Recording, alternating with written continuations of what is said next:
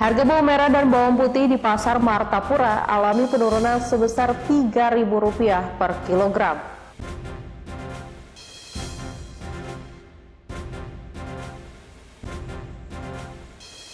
Gubernur Kalsel Sabirenor memulai melaksanakan turun ke desa Turdes ke-10 menuju 11 kabupaten se-Kalsel.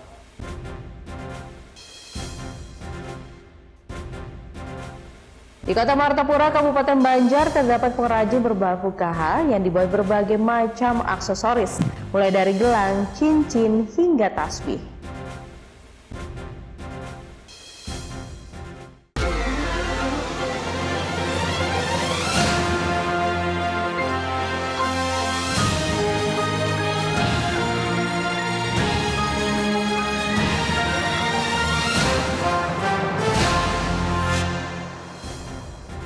Halo pemirsa, selamat pagi Bubu Hampian Saberataan. Ketiga laporan tadi dan sejumlah berita penting lainnya telah kami siapkan untuk Anda dalam seputar iNews Kalsel hari ini, Rabu 3 Juli 2024.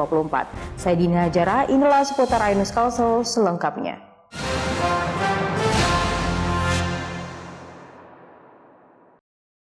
Harga bawang merah dan bawang putih di Pasar Martapura alami penurunan sebesar Rp3.000 per kilogram. Penurunan baru terjadi hari ini setelah kemarin sejak Idul Adha harga bawang masih cukup tinggi. Harga bawang merah dan bawang putih di Pasar Martapura, Kabupaten Banjar alami penurunan sebesar Rp3.000. Penurunan harga bawang ini terjadi mulai hari ini, di mana harga bawang merah yang ukuran besar kini per 1 kilonya seharga Rp30.000. Sedangkan untuk bawang merah ukuran kecil di angka Rp26.000 per kilonya.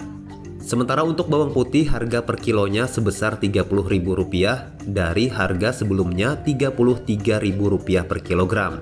Salah satu pedagang bawang mengatakan penurunan baru terjadi hari ini setelah kemarin sejak Idul Adha harga bawang cukup tinggi. Bawang 30.000 yang ganal, yang halusnya 26. Udah berapa lama harga kayak itu? Hari ini, baru hari ini. Baru hari ini. Ada berapa penurunannya? Hari ini per hari ini berapa? 3 ribuan lah. 3 ribuan turunnya. Sedangkan untuk stok bawang merah dan bawang putih dipastikan aman, karena saat ini sebagian petani bawang sedang panen. Dari Kabupaten Banjar, Sairi, iNews melaporkan. Kita beralih ke informasi lainnya. Gubernur Kalsel Sabirenor memulai melaksanakan turun ke desa Turdes ke-10 menuju 11 kabupaten se-Kalsel. Turdes kali ini bertujuan meningkatkan kesadaran masyarakat tentang pentingnya Germas Cinta Banua dalam rangka mencapai Indonesia Emas 2045.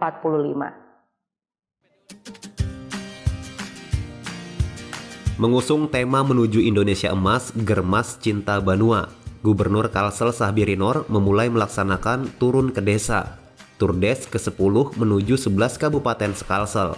Mengambil start dari kantor Gubernur Kalsel di Banjarbaru, rombongan Turdes dilepas oleh Ketua TP PKK Kalsel Raudatul Jannah Senin kemarin. Turdes yang dimulai sejak tahun 2016 ini mengunjungi desa-desa hampir di seluruh kabupaten kota di Bumi Babus Salam. Turdes kali ini dilaksanakan selama 6 hari, dari tanggal 1 hingga 6 Juli dengan melibatkan 778 peserta. Rombongan akan berhenti di 16 titik di 12 kabupaten kota di Kalsel. Turdes kali ini bertujuan meningkatkan kesadaran masyarakat tentang pentingnya Germas Cinta Banua dalam rangka mencapai Indonesia Emas 2045. Dan kepada semua pasukan, yang pertama adalah dijaga keamanan dan keselamatan yang utama. Kemudian tidak ada yang balap-balapan, semua kita usahakan terukur dan mudah-mudahan kita mendapatkan keselamatan dalam perjalanan kurang lebih 6 hari 6 malam ini. Di sini kan sudah lihat dari temanya Gerakan Masyarakat untuk Cinta Banua. Jadi semua kegiatan kita harapkan masyarakat di tingkat tapak langsung menikmati semua kegiatan yang dilaksanakan oleh Pemprov Kalsel. Di semua titik acara akan dilaksanakan berbagai kegiatan yang mengarah kepada kepentingan masyarakat, antara lain sunatan massal, pemberian makanan tambahan, pembagian sembako, serta pemberian hibah kepada BUMDes. Dari Banjarbaru, M. Ahyar, iNews melaporkan. Kantor Agraria Tata Ruang Badan Pertanahan Nasional atau Kantor Pertanahan Tanah Laut meluncurkan penerbitan dokumen elektronik dan pelayanan drive-thru untuk pengambilan sertifikat. Program ini bertujuan untuk mewujudkan pelayanan pertanahan berbasis digital di bumi Tuntung Pandang. Berbagai upaya dilakukan Kementerian Agraria Tata Ruang Badan Pertanahan Nasional ATR BPN untuk memberikan pelayanan terbaik kepada masyarakat dalam bidang pertanahan. Salah satunya dengan penerbitan dokumen elektronik yang diluncurkan Kantor Pertanahan Tala. Penerbitan dokumen elektronik dalam rangka transformasi digital yang diluncurkan sejak tahun 2023 ini agar dokumen pertanahan masyarakat terlindungi keamanannya dari risiko bencana alam, seperti banjir atau kebakaran pemukiman. Selain itu, Kantah Tala juga meluncurkan layanan drive-thru untuk pengambilan sertifikat. Layanan ini diutamakan untuk pengambilan produk BPN seperti sertifikat, bukan untuk memasukkan atau mendaftarkan layanan. Drive-thru ini membuat masyarakat tidak perlu antri di dalam kantor pertanahan. Mereka cukup memilih untuk mengambil sertifikat secara manual atau layanan drive-thru. Nah, untuk memudahkan itu dan efektivitas waktu juga, sehingga kita berikan layanan namanya drive-thru pengambilan sertifikat di area yang sudah kita tetapkan di luar kantor pertanahan. Nah, ke depan untuk tahun ini, barang milik negara, barang milik daerah, sertifikat redistribusi tanah PTSL akan kita laksanakan secara elektronik. Di luar aja? Ya. Di luar tadi? Di situ, luas itu tadi Pak. Jadi dari kendaraan? Ya, dari kendaraan ke sini, terus kita berhenti di sini, terus di sana, terus ngambil. Jadi mudah Bu ya? Enggak mudah Pak. Sementara itu, Pemkab Tanah Laut mendukung penuh apa yang dilakukan Kantah Tala dalam upaya memberikan pelayanan kepada masyarakat dan ikut mensosialisasikan kepada masyarakat menyangkut penerbitan dokumen elektronik. Sangat mendukung penerbitan sertifikat elektronik ini, kita layanan terbaik, ada percepatan, kecepatan, dan ketepatan, sehingga masyarakat akan dipermudah dan bisa mendapatkan layanan yang sepuas-puasnya, yang terbaik dari ATR BPN. Peluncuran penerbitan dokumen elektronik dan layanan drive-thru ini dihadiri Asisten Bidang Kepala Disduk Capil Tala, Camat Plehari, Lurah, beberapa kepala desa, perwakilan PPATK, serta perbankan. Dari Tanah Laut, Zulkifli Yunus, iNews melaporkan. Ya, pemirsa, mencerdaskan kehidupan bangsa merupakan bagian penting dari fungsi pendidikan yang dilakukan institusi pendidikan dan para pendidik. Di tengah keberagaman diperlukan semangat kebersamaan, meningkatkan kualitas pendidikan di daerah-daerah. Peningkatan kualitas pendidikan di setiap institusi kependidikan di daerah harus terus ditingkatkan sesuai dengan perkembangan teknologi informasi saat ini. Selain itu, dengan melibatkan banyak pihak, diharapkan dapat menghasilkan sumber daya manusia Indonesia yang mampu bersaing dan berkualitas. Ini disampaikan Agustin Teres Narang dalam diskusi tantangan dan peluang dunia pendidikan di era digitalisasi yang dilaksanakan YPKMS GKE di Banjarmasin. Meningkatkan pendidikan karena ini menyangkut sumber daya manusia. Tadi saya sudah katakan bahwa negara kita ini beragam. Jadi semangat kita, kendati pun ini namanya ada nama Kristennya, tetapi itu adalah milik kita bersama. Nah, dengan kebersamaan kita majukan sekolah ini. Diskusi tentang pendidikan yang merupakan rangkaian kegiatan temu alumni SD, SMP, SMA Kristen YPKMS GKE Banjarmasin ini juga menghadirkan beberapa narasumber lainnya, yaitu Ketua MSGKE Dr. Simpon F. Leon, Pembina YPKMS Kinurung Maleh DTH, dan Rektor Universitas Kristen Palangkaraya Profesor Joni Bungai, selaku Departemen Pendidikan YPKMS GKE, yang menekankan pentingnya komunikasi internal dan eksternal terkait peningkatan mutu lembaga pendidikan. Sekarang kan orang mau memajukan apapun apa saja dia harus mampu menggunakan komunikasi ya. Apalagi di era digital ini. Nah, kemarin tadi sudah sampaikan dengan para pengurus dasar harus mulai berkomunikasi dengan semua pihak.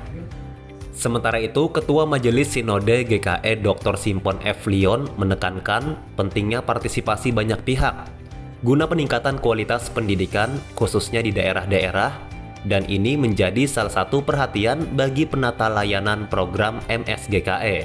Pembina YPKMS Dr. Kinurung Maleh menekankan pada pentingnya data dan pengarsipan bagi lembaga pendidikan. Di antaranya data sejarah perjalanan lembaga pendidikan dan data para alumnus, bagi kesinambungan, dukungan dan peningkatan lembaga pendidikan, khususnya di lingkup YPKMS GKE, dan lebih luas lagi bagi setiap lembaga pendidikan yang ada. Dari Banjarmasin, Franky Nayawan, iNews melaporkan. Setelah ini kami akan mengajak Anda untuk melihat proses pembuatan aneka kerajinan dari Fukaha yang dibuat berbagai macam aksesoris oleh para pengrajin di Martapura. Informasi selengkapnya sesaat lagi hanya di seputar iNews Kalsel.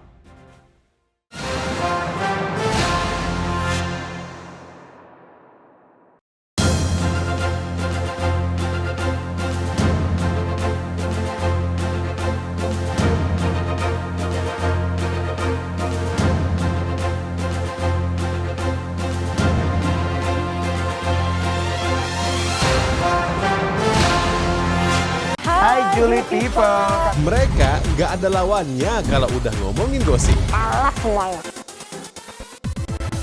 Udah tahu ya. Beda lagi sama yang kemarin-kemarin. Dada ini panas. Mau tahu informasi terupdate para selebriti? Ya cuma di sini. Gue tuh kalau ngomong ada-adanya gitu. Sekian menit, sekian detik harus pas sesempurna mungkin. Gue pengen julid boleh nggak? Di Intense Reborn, setiap hari pukul 13.30 live hanya di iNews.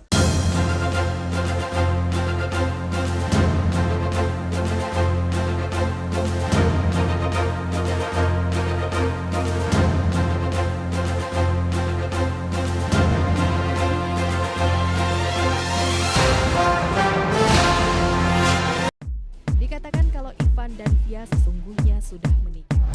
Itu fitnah itu Mbak, jelas-jelas ini bukan Via. Iya emang bukan. Jangan kacang pakai. Apapun keinginan virus akan dikabulkan oleh semua.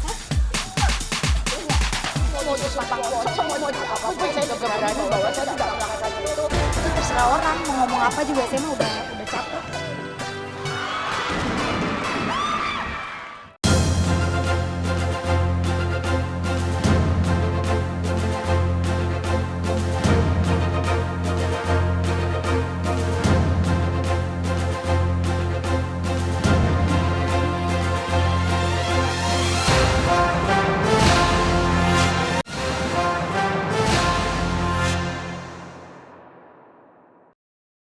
Terima kasih pemirsa, tetap bersama kami. Kayu atau buah fukaha menurut sejarah merupakan jenis tumbuhan yang pernah menjadi bagian dari kemukjizatan para nabi, serta pernah dijadikan Rasulullah sebagai tasbih. Di Martapura, tumbuhan fukaha ini dibuat berbagai macam aksesoris oleh para pengrajin setempat, mulai dari gelang, cincin, hingga tasbih.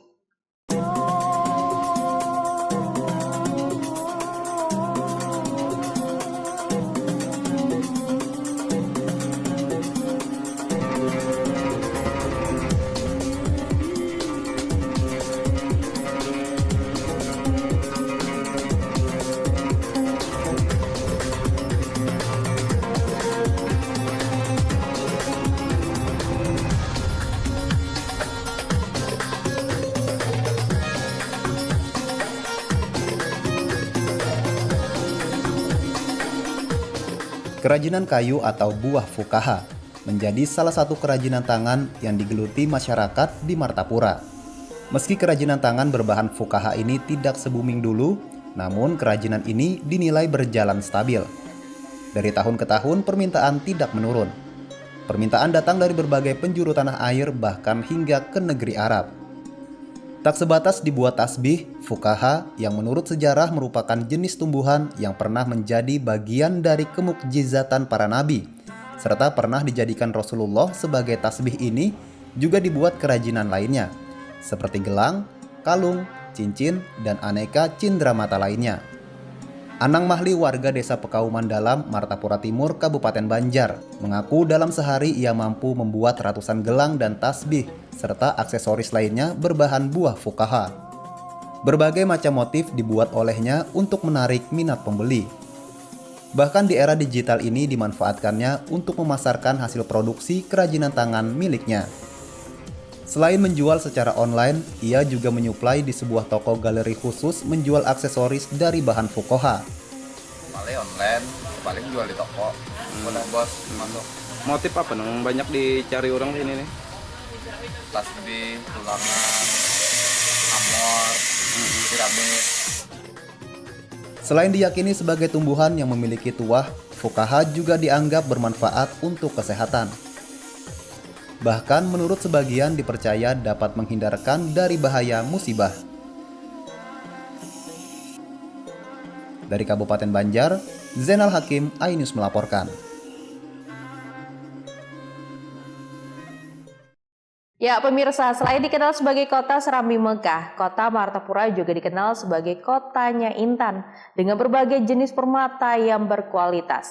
Tak heran, sejak dulu di ibu kota Kabupaten Banjar ini banyak didapati para pengrajin pembuat batu mulia yang piawai hasilkan permata berkilau.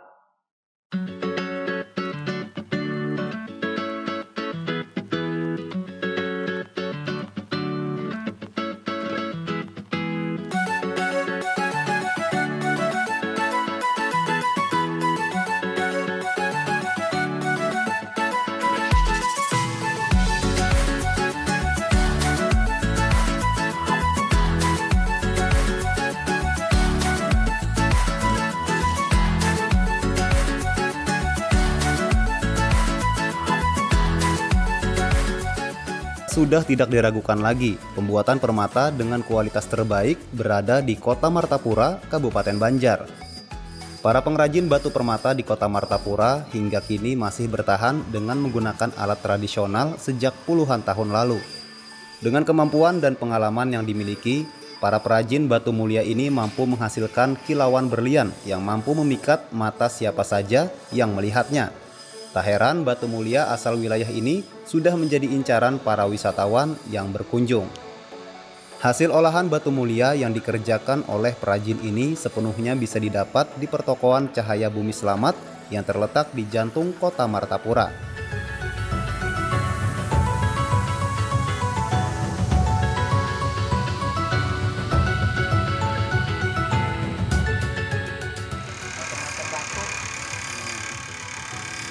Dalam sehari itu dapat berapa biji? 20 bijian. 20 biji permata kan? Dijualnya kemana? Di pasar ini bang, kadang-kadang online macam-macam batu. Kalau dari sini akek kecubung. Dari luar negeri ada jual? Ada jual. Dari mana? Biasanya dari Sri Lanka atau Cina. Pertokoan Cahaya Bumi Selamat merupakan ikon sebagai pusat penjualan berbagai jenis permata di Kalimantan Selatan. Bahkan untuk menjamin kualitas batu mulia yang diolah dan dijual di tempat ini, terdapat lembaga pengembangan dan sertifikasi batu mulia, penjamin keaslian batu yang hanya ada di Martapura.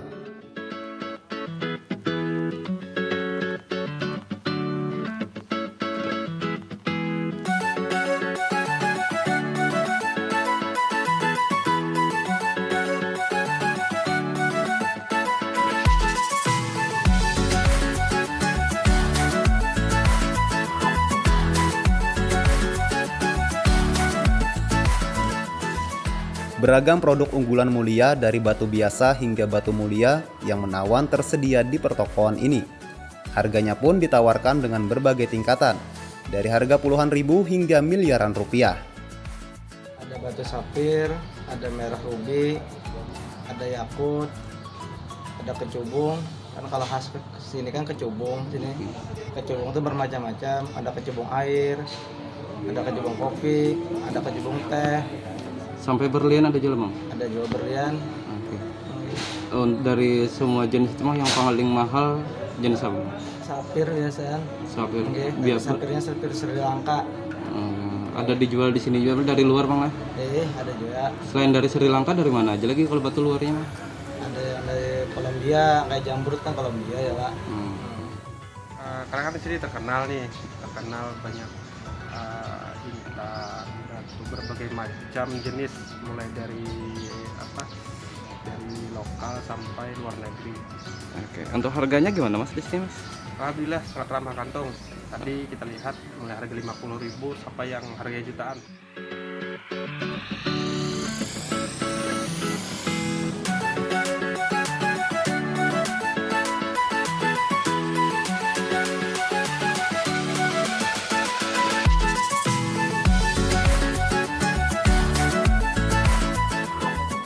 Selain menjual berbagai jenis batu permata, di pertokoan ini juga terpampang pernak-pernik khas Kalimantan, seperti mandau, air guci, dan souvenir lainnya yang bisa dibeli untuk oleh-oleh atau cindera mata. Dari Kabupaten Banjar, Sairi Ainus melaporkan. Bagi Anda yang berkunjung ke Kota Martapura, belum lengkap rasanya jika belum sambangi Pertokoan Cahaya Bumi Selamat Martapura, Kabupaten Banjar. Pusat pertokoan yang terletak di tengah kota Martapura ini menjual berbagai macam perhiasan permata hingga berbagai kerajinan khas asli Kalimantan.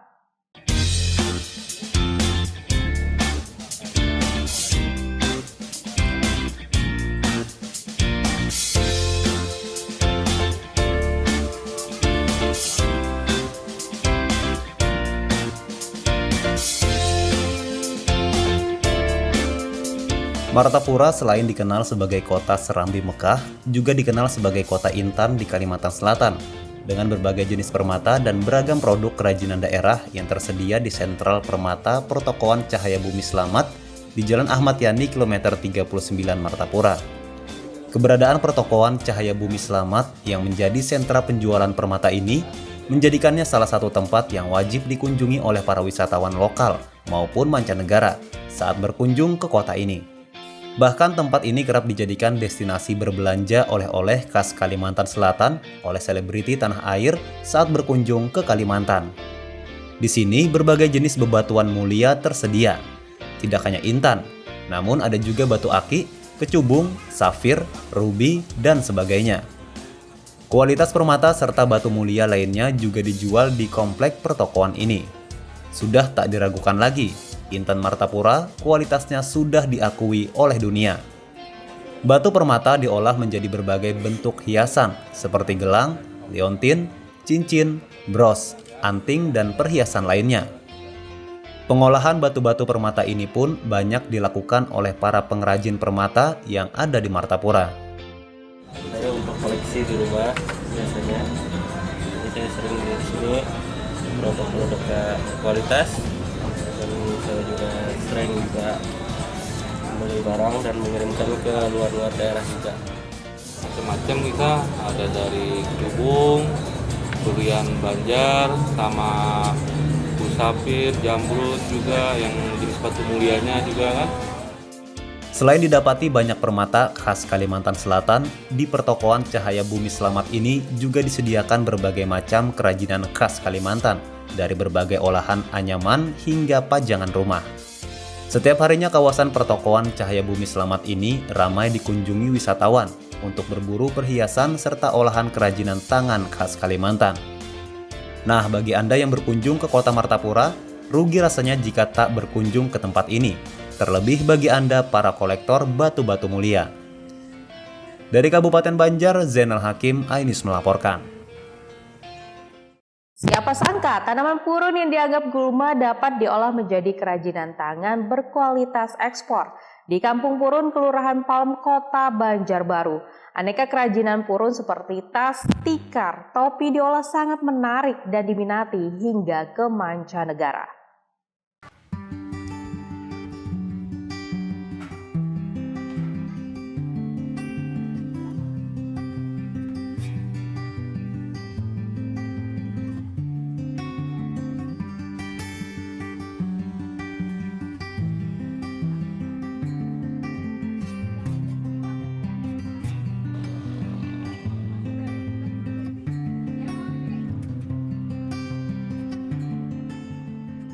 Inilah Kampung Purun di Kelurahan Palm, Kota Banjarbaru. Di kampung ini banyak terdapat pengrajin aneka produk berbahan baku purun. Banyaknya pengrajin diawali dari berlimpahnya tanaman purun di wilayah kampung ini. Purun merupakan jenis tumbuhan rumput yang hidup liar di pinggiran air atau rawa. Purun seringkali dianggap sebagai gulma pengganggu produksi pertanian. Bahkan jika dibiarkan mengering pada musim kemarau seringkali menyebabkan kebakaran lahan karena teksturnya yang mudah terbakar. Namun di tangan para pengrajin ini tanaman purun dimanfaatkan sebagai bahan baku untuk mengolah kerajinan tangan dengan proses yang lumayan panjang. Purun yang sudah dipetik kemudian dijemur hingga kering di bawah terik matahari. Setelah kering, batang purun yang telah diikat ditumbuk dengan mesin khusus hingga gepeng.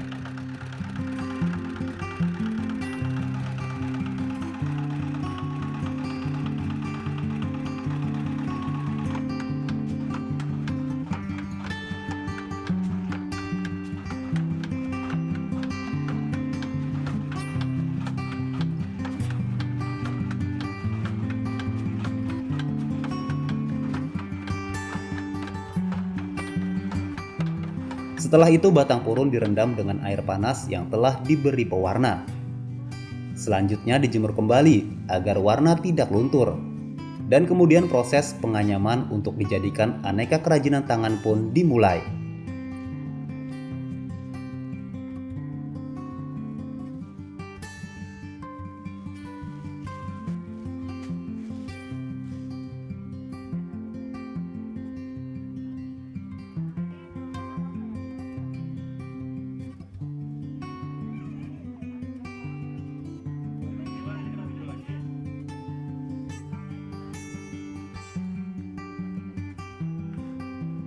Dalam sebulan kelompok pengrajin di sini mengerjakan sekitar ratusan pesanan.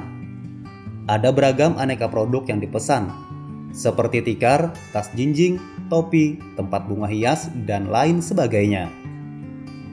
Ulun jadi pengrajin purun sejak 2016 sampai saat ini. Kan dulu daerah sini belum ada nama kampung purun, sekarang sudah jadi nama kampung purun. Apa perubahannya?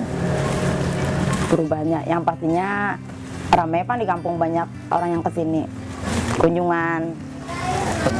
Nah, yang pesan purun di sini ini dari mana aja Bu asalnya? Alhamdulillah dari Pemko, dari kota, dinas sampai ke luar negeri. Nama kampung purun yang terkenal hingga keluar Kalimantan menjadikan kampung ini lokasi destinasi ekowisata Kota Banjarbaru. Para pembeli dari luar kota pun seringkali berkunjung ke sini untuk berbelanja aneka kerajinan purun yang eksotis khas budaya Banjar. Kenapa jadi milih kerajinan purun? Jadi milih kerajinan purun ini karena kan dia menggunakan bahan dari alam dan juga dia eksotis. Iya, eksotis banget. Rencananya buat apa nih? Rencananya buat dipakai sendiri sama buat oleh-oleh. Untuk menambah daya tarik, produk anyaman purun yang sudah jadi dihias dengan sentuhan akhir seperti penambahan pita, manik, serta polesan cat agar yang dulunya terkesan kampungan menjadi kekinian. Aneka kerajinan purun ini ditawarkan mulai dari Rp8.000 hingga Rp250.000 tergantung kerumitan anyaman dan hiasan. Meski terlihat sederhana, anyaman purun ini sudah beredar hingga mancanegara oleh para eksportir yang mengambil langsung di kampung purun ini. Dari Banjarbaru, Denny M. Yunus, iNews melaporkan.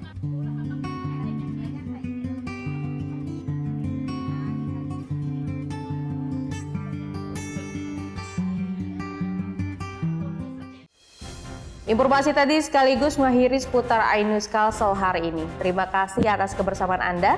Sesaat lagi kami akan bergabung dengan RCTI Jakarta. Saya Dini Hajara, tetap jaga kesehatan, selalu semangat, dan sampai jumpa.